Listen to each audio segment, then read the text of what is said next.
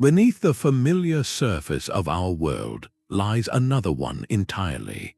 Ancient hands carved vast networks of tunnels and chambers that stretch for miles into the earth. These are not natural caves but deliberate, engineered worlds, and they hold the secrets of lost civilizations, forgotten faiths, and incredible survival. By the end of our journey, you will have explored 15 of these astonishing subterranean feats, from entire hidden cities to sacred labyrinths. Why would a society choose to build downwards, investing generations of effort into the darkness? What urgent stories are written in those stone corridors? We will uncover the engineering marvels and enduring mysteries of these spaces, revealing a hidden chapter of human history that lies just beneath our feet. What do you think drives a community to literally vanish from the sun? Deep in the heart of Turkey's Cappadocia region, the earth itself conceals a metropolis. This is Derinkuyu, an underground city carved not into soil, but into soft volcanic rock. It is a staggering labyrinth descending over 18 levels, a true city capable of sheltering as many as 20,000 individuals. Think about that number for a moment. This was not a simple cave or a temporary hideout. It contained everything needed for a community to live and even thrive in complete secrecy. Archaeologists have mapped out living quarters, stables for livestock, churches for worship, kitchens, wine presses, and even communal rooms. It was a world unto itself, sealed away from the sky. The origins of Derinkuyu reach far back, possibly to the Phrygian people around the 8th to 7th centuries before the Common Era. But its most famous inhabitants were early Christian communities, who expanded the complex into the formidable refuge we can explore today. They faced periods of intense conflict and persecution, and their solution was to retreat not to a walled city, but to a buried one. The engineering that made this possible is breathtaking. Sophisticated ventilation shafts, some stretching over 170 feet to the surface, provided a constant flow of fresh air to even the deepest chambers. Ingenious wells tapped into underground water sources, securing a vital supply that no invading army could easily poison or cut off. Massive, circular stone doors could be rolled across key passageways, sealing entire sections from the inside. What does it say about a society when its greatest architectural achievement is one of concealment? The scale of Derinkuyu speaks to a powerful, collective desire for security and continuity. Entire populations could vanish from the landscape for months, perhaps even longer, preserving their way of life in the quiet, dimly lit halls beneath the ground. It represents a profound trade, sacrificing sunlight and open air for the profound safety of stone. This hidden city sets a powerful precedent for our journey, showing us that the urge to build downward is often born from a need to survive what rages above. And as we will see, this need has taken many forms across the globe, from places of refuge to realms dedicated entirely to the departed. Beneath the bustling streets of Paris lies a different kind of metropolis, a silent city built not for the living, but as a resting place for millions. Where Derinkuyu was a feat of survival, the catacombs of Paris represent a profound and practical solution to a crisis unfolding above ground. By the late 18th century, the city's cemeteries, particularly the massive Les Innocents, were dangerously overcrowded. The sheer volume of burials over centuries created unbearable conditions for the surrounding neighborhoods. In a move driven by both public health concerns and a new, almost scientific approach to urban planning, authorities decided to reclaim the ancient limestone quarries that snaked beneath the city's southern arrondissements. Starting in 1786, a solemn and nightly operation began. Under the cover of darkness, black-draped wagons would transport remains from the overflowing churchyards. Workers then carefully carried the bones down into the newly consecrated tunnels, a process that would continue for decades until the remains of over 6 million individuals were transferred into the earth. But what happened next transforms this network from a simple ossuary into something strangely artistic. The bones were not merely dumped, they were meticulously arranged. Skulls and femurs were stacked into careful patterns, forming walls, arches, and even decorative motifs like hearts and crosses. This macabre orderliness reflects the Enlightenment spirit of the era, a desire to bring reason and structure even to the realm of mortality. It was a respectful, if stark, method of memorialization, turning a public health necessity into an organized, if haunting, archive of the city's past inhabitants. Historical records describe the catacombs as a place of respectful meditation on the inevitability of passing. This vast underground network, therefore, solves a very different kind of problem than invasion. It solved a crisis of space and sanitation, repurposing forgotten quarries to hold the physical history of Paris itself. It forces us to consider how a city manages its own long memory, and how the layers of the past are quite literally stacked beneath our feet. This theme of ingenious repurposing will follow us as we next descend into a network where the very material of the earth was carved into a place of both industry and breathtaking beauty. From a city of memorials, we travel to a kingdom of crystal and devotion, carved not from limestone but from salt. Deep beneath the town of Wieliczka in Poland, a different kind of underground network unfolds, one that functioned as a vital economic engine for over 7 centuries, from the 13th century all the way to 2007. This is not a place of shadows and bone, but a glittering, almost magical realm where the very walls sparkle. The Wieliczka salt mine is a stunning example of how a purely functional, industrial space can be transformed by the human spirit into something profoundly artistic and sacred. For generations, miners did not just extract valuable rock salt, they became sculptors, architects, and caretakers of an underground world. They carved elaborate chapels, intricate statues of historical and religious figures, and even majestic chandeliers, all from the salt that surrounded them. Historians note that the mine was the economic lifeblood of the region, but within its depths it also provided a spiritual core.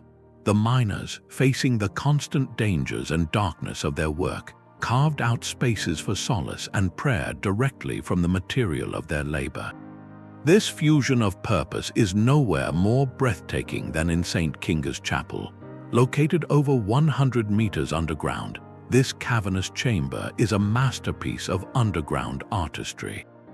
Every element, from the altarpieces and detailed bas-reliefs depicting biblical scenes to the enormous chandeliers, is meticulously carved from salt crystal.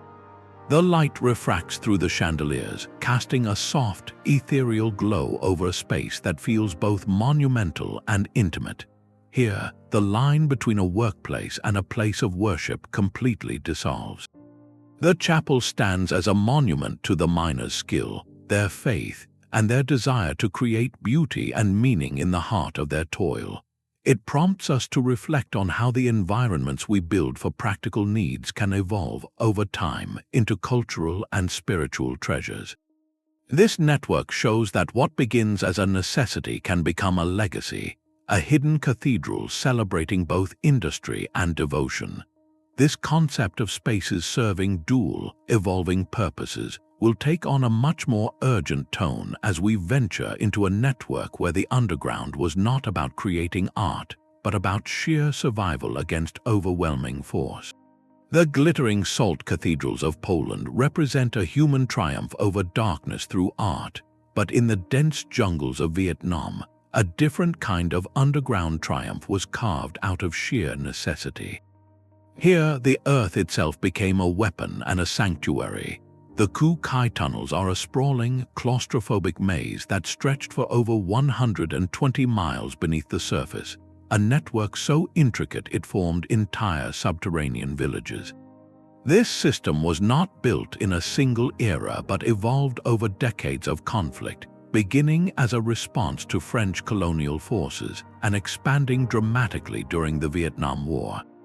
It was far more than a series of hiding places. These were fully functional underground communities, complete with living quarters, field hospitals, surgical rooms, kitchens that cleverly dispersed their smoke, storage arsenals, and even command centers where strategy was planned. Military historians point to the breathtaking ingenuity of its design. Entrances were expertly camouflaged, often under termite mounds or hidden within jungle foliage, making them nearly invisible to soldiers walking just feet above. The ventilation shafts were disguised as termite mounds, drawing air down into the depths without revealing their purpose. Perhaps most formidable were the countless booby traps crafted from bamboo and salvaged metal, placed around tunnel exits and along jungle paths, a silent and devastating defense. Life within these tunnels was a testament to extreme endurance. Spaces were often so narrow that only the smallest individuals could navigate them, and the constant threat of collapse, flooding, or discovery was ever present. Yet within this oppressive darkness, a society persisted. This network became the ultimate strategic asset, allowing forces to appear, strike, and vanish back into the landscape itself. It challenges us to consider the profound lengths to which communities will go to preserve their autonomy, transforming the very ground beneath them into a tool of resilience. Where the salt mine fostered devotion through creation, the tunnels of Kukai represent survival through incredible adaptation, a stark reminder of the human capacity for innovation under the most extreme pressures. This stark reality of conflict gives way in our next journey to spaces designed for an entirely different kind of pursuit, not survival, but connection to something ancient and spiritual. Beneath the elegant arches of Edinburgh's South Bridge lies a hidden echo of the city's own growth and grit. While the Kukai tunnels were a deliberate feat of wartime resistance, the Edinburgh vaults tell a quieter, more accidental story of urban life being pushed into the shadows. In the late 18th century, this series of chambers was not built as a refuge, but as a practical foundation. The vaults were the structural cellars of the bridge itself, intended as storage rooms and workshops for the businesses operating at street level. They were dry, accessible, and seen as useful commercial space, but the construction was rushed and flawed. Dampness quickly seeped through the stone, creating a perpetually cold and wet environment that the legitimate merchants soon abandoned. What was left was a network of empty, forgotten rooms, and nature abhors a vacuum. As the 19th century progressed, the vaults were reclaimed by a different side of society. The very conditions that drove business away made them a haven for those with nowhere else to go. They became a subterranean warren of poverty, inhabited by cobblers, tavern keepers, and families seeking shelter from the harsh Edinburgh weather. Historical records and later archaeological digs uncovered evidence of a complete, if desperate, underground community, but with this desperation came a darker turn. The lack of light and law enforcement allowed illicit activities to flourish. Tales speak of unlicensed taverns or shebbeens where people gathered in the gloom, and of rooms used for activities the city above preferred to ignore. For decades, this entire world was simply sealed away, bricked up and forgotten as Edinburgh modernized. It was only in the 1980s that these chambers were rediscovered, offering archaeologists a perfectly preserved time capsule. The artifacts found here, from everyday pottery to gambling tokens, tell a dual story. They speak of Georgian engineering ambition and of the Victorian reality that such ambition often left behind. The haunting, damp atmosphere of the vaults today prompts a deeper question. What fragments of a city's true story are deliberately buried or simply forgotten because they are uncomfortable? This network is a reminder that history is not only written in grand achievements, but also in the spaces a society tries to conceal. It sets the stage for our next journey into a network that was never meant to be forgotten, but was instead carved with profound and sacred intention. Far from the urban decay of Edinburgh lies a space carved not from necessity but from deep spiritual yearning. On the Mediterranean island of Malta, buried beneath the town of Paula, is a place that seems to exist outside of time, the Hypogeum of Saflieni. This is not a quarry or a refuge, but a monumental underground structure sculpted with astounding care over many centuries, beginning around 4,000 years before the Common Era. It is a labyrinth of meaning, a three-level world cut from the soft Globigerina limestone entirely by hand, using only stone, bone, and antler tools. Descending into its depths feels like entering the womb of the earth itself. The upper level is a vast hall, with great carved facades that mimic the free-standing temples found on the island's surface. The middle level deepens the mystery with rooms like the Oracle Chamber, where a deep voice spoken into a niche resonates through the entire complex with an otherworldly power. And then there is the lowest chamber, often called the Holy of Holies, a serene and beautifully finished room that many believe was the spiritual heart of the entire complex. Archaeologists who specialize in this period note the breathtaking sophistication of its construction. The builders understood acoustics, architecture, and the properties of their stone with an almost intuitive mastery. The purpose of the Hypogeum, however, remains one of prehistory's great puzzles. The discovery of the remains of over 7,000 individuals suggests it served as a collective resting place, a necropolis of immense scale. Yet the architectural grandeur, the acoustic effects, and the artifacts found within, like the famous clay figurine of a reclining woman known as the Sleeping Lady, point to something more. This was likely a sanctuary, a place of ritual and communion where the boundary between the living world and the ancestral world was believed to be thin. The network prompts a profound reflection. Here, thousands of years ago, people invested generations of labor not to escape a threat, but to connect with something intangible. They shaped the earth into a sacred vessel for their beliefs about life, memory, and what lies beyond. This deep human desire to create meaningful spaces within the earth itself is a spiritual thread that will continue to weave through our journey, even as we return to networks built for more communal, practical needs. The spiritual solitude of Malta's Hypogeum presents a stark contrast to a landscape where entire communities chose to live together in the dark.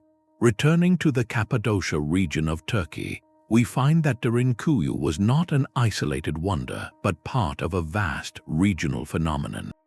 Dotting the Anatolian plains are hundreds of underground settlements, with Kaymaklı standing as another breathtaking example. While Derinkuyu plunges deep, Kaymaklı spreads wide, a sprawling, labyrinthine complex carved across 8 levels, though only 4 are open to the sky today.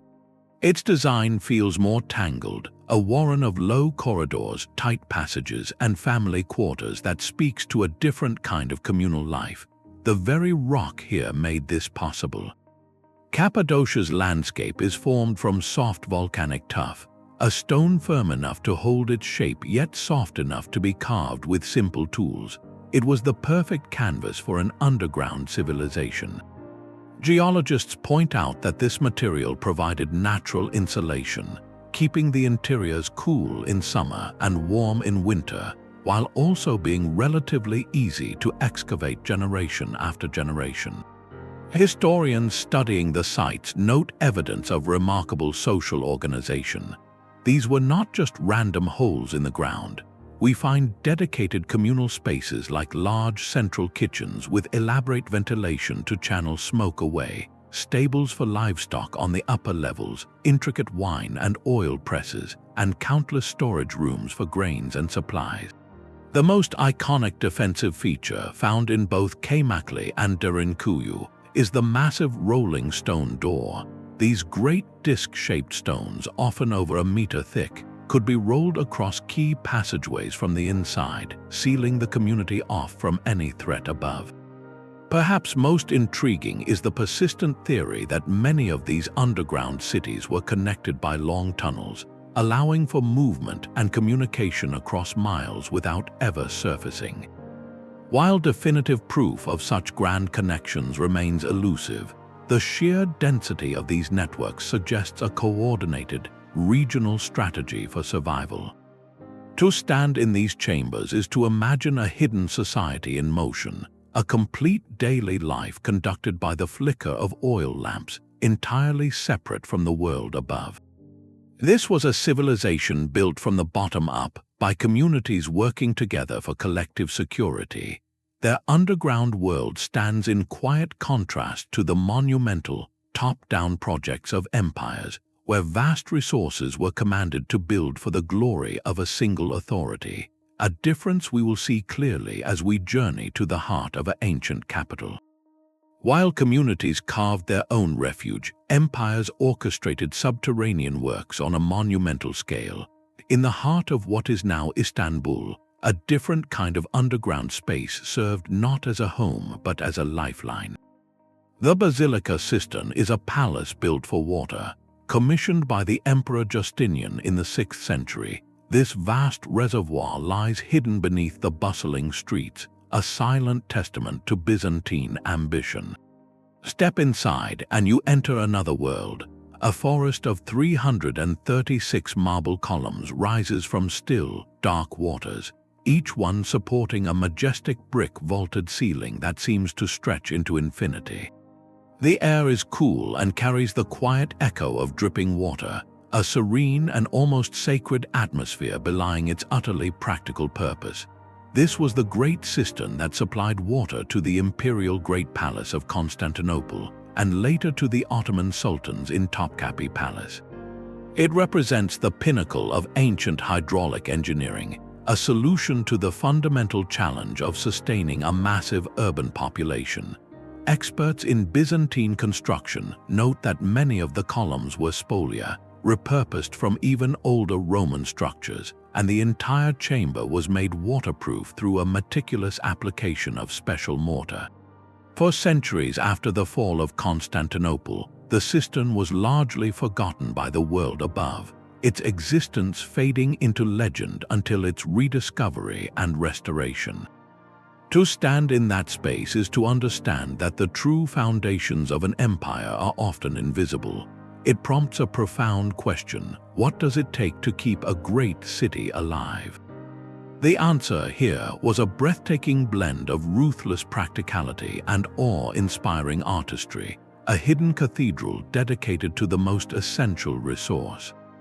This imperial vision of controlling the environment from below takes on a more urgent defensive character as we move to a landscape shaped by centuries of conflict. In northern France, the soft chalk plains conceal a different kind of fortress. The underground city of Naours is not a single-era construction, but a living blueprint for survival, repeatedly used and expanded across 1,000 years. Beginning as simple medieval quarries, these tunnels were gradually shaped into a vast subterraneous refuge, a place where entire communities could vanish when danger arrived at their doorstep. The scale is staggering: over 300 rooms including stables for livestock, multiple chapels for prayer, bakeries with ovens, and even a designated town hall for governance, all carved deep into the earth. This was a fully functional village built in reverse, a negative image of life above. What makes Naours especially poignant is the tangible connection to its many residents across time. The walls are etched with graffiti, not from ancient hands but from soldiers of the First World War, who used the tunnels as a billet and left behind their names, regiments, and hometowns. Local archivists share accounts of families during the 30 Years' War or the Spanish invasions, who would retreat below for weeks or even months, bringing their animals and provisions to wait out the conflict. This network speaks to a heartbreakingly familiar pattern in human history: the need to simply disappear. It exemplifies sanctuary not as a permanent home, as in Cappadocia, but as a desperate, repeated strategy for preserving life and community against forces one cannot possibly confront. The very earth became a shield, a silent guardian for generations who knew that safety, for a time, meant going down into the dark. This enduring human quest for protection below ground finds a complete contrast in networks designed not for hiding from the world, but for connecting to something far beyond it. But some sought the darkness not for safety but for revelation. High on the slopes of Mount Parnassus in Greece, the sanctuary of Delphi was the most important oracle in the ancient world. While its magnificent temples and treasuries were built in the sun, the heart of its power may have lain in a space far below. Ancient sources, including the historian Plutarch, who served as a priest there, describe a sacred inner chamber called the Adyton. Here, the Pythia, the priestess of Apollo, would sit on a tripod, breathe in rising vapors from a fissure in the earth, and deliver the god's often cryptic prophecies. Imagine a petitioner, after making a costly offering and undergoing purification rituals, being led down a few steps into a small, enclosed space. The air might have been thick with the smell of burning laurel leaves and barley meal, and perhaps with a faint, sweet scent believed to be the breath of the earth itself. In this charged atmosphere, the Pythia's altered words shaped the destinies of kings, the founding of colonies, and the outcomes of wars. Modern geological surveys have indeed found two fault lines intersecting directly beneath the temple, capable of releasing small concentrations of ethylene, a gas that can induce a trance-like state. This creates a fascinating intersection where geology enables psychology, and psychology becomes the vessel for religion. The underground space, whether a literal chamber or a metaphorical descent, was understood as a direct conduit to the divine. It was a threshold where the rational world above met the mysterious chthonic forces below. This concept transforms a network from a place of physical refuge into one of spiritual access, a gateway not for hiding bodies, but for liberating the mind and seeking truths beyond the visible. It reminds us that the power of these subterranean spaces often lies less in their stone walls and more in what people believed happened within them. This profound manipulation of the underground environment for sensory and psychological impact reaches a breathtaking peak in the mountains of South America. Far from the Mediterranean world, another culture harnessed the Earth's hidden spaces to orchestrate experiences of awe. In the high valleys of the Peruvian Andes, the Chavín de Huántar ceremonial center thrived over 3,000 years ago. Beneath its stone temples lies a meticulously engineered labyrinth, a network of narrow, stone-lined galleries, ducts, and channels. This was not a refuge or a storage facility, but a spiritual instrument. The centerpiece of this subterranean theater is the lanzon, a towering, blade-like monolith carved with a fearsome deity, anchored deep in a cruciform chamber. But the true genius of the design is heard, not seen. Archaeologists specializing in sound, or archaeoacoustics, have discovered that the network of water channels was designed to carry the roar of diverted river water through the ducts. During ceremonies, the sound would funnel through the tunnels, making it seem as though the stone itself was growling or speaking.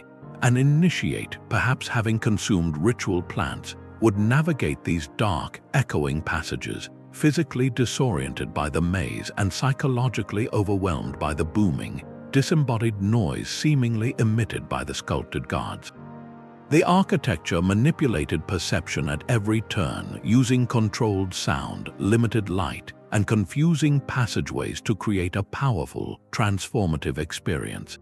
This was a masterful blend of hydraulic engineering and deep understanding of human psychology. The underground network at Chavín was a machine for manufacturing the sacred, proving that ancient builders could shape not only rock, but also the very minds of those who walked within it. This sophisticated use of hidden space for controlled, dramatic effect stands in stark contrast to the chaotic, practical, and often grim realities of the tunnels that would later win beneath a bustling medieval city in England. Sandstone is a soft, workable canvas, and for over 1,000 years the people of Nottingham used it to write their city's story directly into the ground. Beneath the modern streets lies an astonishing man-made labyrinth, not a single planned network, but a honeycomb of caves, tunnels, and chambers carved by hand for every conceivable purpose.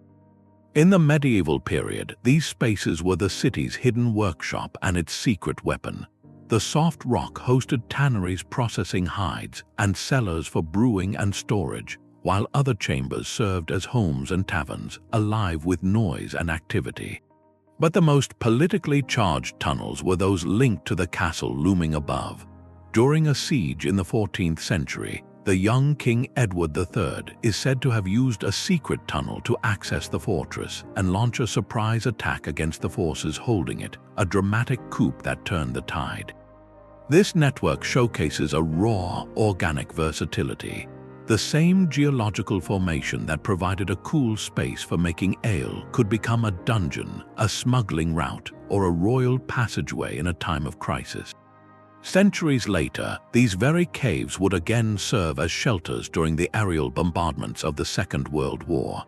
Nottingham's underground is not a single narrative of refuge or worship, but a palimpsest of urban life, where each generation carved out new needs in the old stone, layering industry, domesticity, royalty, and survival into one enduring subterranean archive.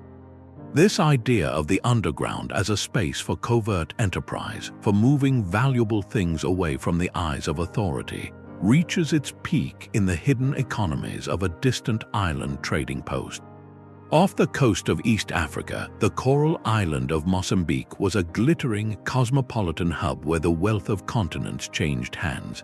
Beneath its grand stone houses and bustling markets, however, another, more secretive economy thrived. A network of tunnels and deep storage cellars, carved into the very foundations of the island, served as the hidden engine of a clandestine trade. Here, precious commodities like ivory, gold, and aromatic spices were concealed from the watchful eyes and heavy taxes of Portuguese colonial authorities.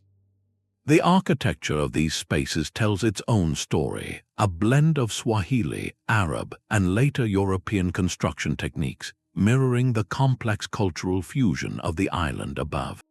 Maritime historians note that these tunnels were not isolated hideouts but critical nodes in a vast Indian Ocean trade network. They allowed local merchants and traders to maintain a degree of economic autonomy, controlling the flow of goods on their own terms. This underground labyrinth reframes the idea of hidden spaces. It wasn't built for survival from violence or for spiritual ceremony, but for a quiet, persistent form of economic resistance. It prompts us to consider who truly controls the narrative of history, the powers that write the laws, or the unseen currents of exchange that flow beneath them. These tunnels speak of ingenuity, risk, and the universal drive to circumvent imposed control, a theme that finds its most profound and human expression in our next network, where the stakes were not wealth but liberty itself. But sometimes an underground network is not made of stone but of courage. The pathways to freedom known as the Underground Railroad were woven through the very landscape, with physical hiding places forming its most vital links. Within the walls of unassuming farmhouses, beneath the floors of barns, and inside false-bottomed wagons, ingenious spaces offered fleeting sanctuary. A root cellar might conceal a trapdoor leading to a cramped earthen chamber. A seemingly solid hearth could swing open to reveal a space just large enough for a few individuals to wait in silent darkness. These were not grand engineering projects but acts of profound and desperate creativity, built by hands committed to a cause greater than themselves. Historians point to narratives from the period that describe the intense collaboration required a network of signals, safe houses, and guides operating under constant threat. The peril of the journey was immense, a testament to the profound longing for liberty. This reframes our entire understanding of hidden spaces. Here, the underground was not a permanent home, a place of work, or a storehouse for goods. It was a temporary haven, a space of hope and active defiance. It transforms the concept of a tunnel from a physical fact into a powerful symbol of resilience, built not by a single society out of fear or faith, but by a scattered community united by a moral conviction. This human-scale network, built from secrecy and solidarity, stands in stark contrast to the monumental, impersonal excavations of empires, and it leads us to our final network, which returns us to sheer physical scale and a timeless struggle not against other people, but against the very elements themselves. While some networks were built for refuge or ritual, the most vital one carried life itself. Across the arid plateaus of ancient Persia, a civilization solved the problem of survival not by fighting for water, but by patiently coaxing it from the earth. The Qanat system is a masterpiece of invisible engineering, a subterranean aqueduct that turns the desert green. It begins high in the foothills where a mother well taps into a hidden aquifer. From there, a gently sloping tunnel, just wide enough for a single worker, is carved backward for miles, allowing gravity to do all the work. Every 100 feet or so, a vertical shaft is sunk from the surface down to the tunnel, providing air, light for the diggers, and a way to remove excavated material. The precision required is staggering. The slope must be perfect, too steep, and the water erodes the tunnel, too shallow, and it simply stops flowing. Hydraulic engineers note that building a single Qanat could take years, even generations, of labor by a dedicated community. But the result was a reliable, clean, and constant flow of water that emerged at the surface in a lush garden or a public fountain, often many miles from its source. This was not a project for a single king, but for an entire society invested in its future. The maintenance of these tunnels was a communal duty passed down through families. It represents a profound pact with the landscape, a long-term conversation between people and a scarce resource. This network asks us to reconsider what true innovation looks like. It isn't always a towering monument. Sometimes it is a silent, dark channel you will never see, bringing the most essential element to where it is needed most. It is a lesson in sustainability written in water and stone, a hidden pulse that allowed an empire to flourish in the harshest of environments. These hidden worlds, from silent water channels to echoing ceremonial halls, share a common language of stone and ingenuity. Look closely and you find the same fundamental principles solved again and across continents. Ventilation was a matter of life and death, whether through the ingenious shafts of Derinkuyu or the disguised termite mounds of Qanat. Managing water meant survival, from the vast cisterns of Constantinople to the hidden wells of Cappadocia. Structural integrity relied on an intimate knowledge of geology, carving into soft, tough, stable chalk or resilient sandstone. Each network is a mirror, reflecting the deepest priorities of the society that carved it. Were they motivated by fear of invasion, leading to defensible cities buried deep within the earth? Was it a profound spiritual calling, crafting chambers for ritual and connection to something beyond? Or was it driven by pure economic necessity, creating spaces for storage, trade, or industry away from prying eyes? These underground spaces are not just excavations, they are expressions of human need. This invites a compelling question about our own time. We are still building vast networks beneath our feet, not with pickaxes but with tunnel boring machines. Our subways, utility tunnels, and even secure data centers filled with servers form the hidden circulatory system of the modern world. What will future archaeologists deduce about us when they study these layers? They might see a society that prioritized speed and connectivity, that needed to protect its digital memory as fiercely as others protected their people. They will see our own response to the challenges of crowded surfaces and the aspirations of a global community. Digging down has always been more than a practical act. It is a profound statement about how a civilization chooses to endure, to worship, to resist, or simply to live.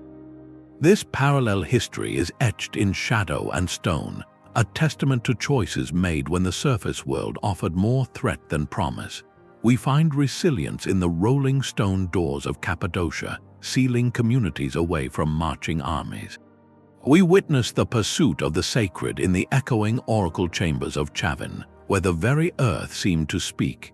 Ingenious survival echoes through the Qanat tunnels, carrying life-giving water across deserts, and in the cramped kitchens of the Kukai network, where meals were prepared just meters below the conflict. At their core, all these spaces speak to a timeless need for security, for community, and for a place of one's own, even if that place had to be carved from the living rock. As we resurface to our own world, with its skyscrapers and sprawling cities, it is worth remembering that history is not only written in the monuments that reach for the sky. It is also preserved in the quiet, enduring spaces that delve into the earth, holding countless untold stories in every layer. These networks are not just relics, they are reminders of human adaptability, a profound dialogue between civilization and the ground it stands upon. If these hidden worlds have captivated you, there are always more layers to uncover. Subscribe for further journeys into the past and let us know in the comments which of these astonishing underground networks left you the most deeply moved or curious to learn more.